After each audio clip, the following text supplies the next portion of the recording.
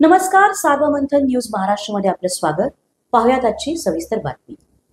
राहुरी तालुक्यातील चिंचविहिरे परिसरामध्ये गायी व शेळ्यांबरोबर अनैसर्गिक कृत्य करताना आढळून आलेल्या तरुणावर अखेर सार्वमंथनच्या वृत्ताने राहुरी पोलीस ठाण्यात गुन्हा दाखल झाला असून यामुळे सार्वमंथनच्या अनेकांनी अभिनंदन केले आहे.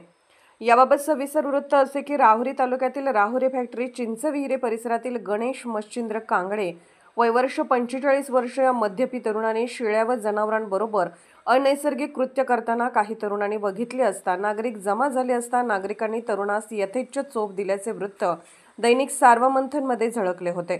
तोच खडबडून जागा झालेल्या पोलीस प्रशासनाने कृत्य करणाऱ्या गणेश कांगडे याच्या विरोधात राजेंद्र फ्रान्सिस साळवे याच्या फिर्यादीवरून प्राणी संरक्षण अधिनियमनुसार गुन्हा दाखल केला आहे. याबाबत सविस्तर वृत्त असे की राहुरी तालुक्यातील राहुरी फॅक्टरी व चिंचविहिरे परिसरात गणेश कागडे याने चक्क शेळ्या व जनावरांवर अनैसर्गिक कृत्य केल्याचा प्रकार घडला होता.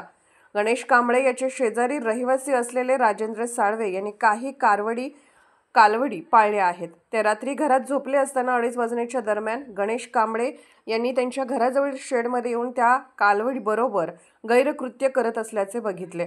राजेंद्र साळवे यांनी संबंधित तरुणास चांगला चोप दिला व सदर घटनेची कैफियत पोलीस ठाण्यात मांडण्यासाठी गेले असता सुरुवातीस त्यांची तक्रार घेण्यास टाळाटाळ केली. मात्र दैनिक सार्वमंथनमध्ये सदर घटनेचे वृत्त झळकताच खडबडून जागे झालेल्या पोलीस प्रशासनाने राजेंद्र साळवे यांना बोलावून घेत संबंधित तरुण गणेश कागडे याच्या विरोधात गुन्हा दाखल केला आहे. सार्वमंथन न्यूज महाराष्ट्र, राहुरी, अहिल्यानगर.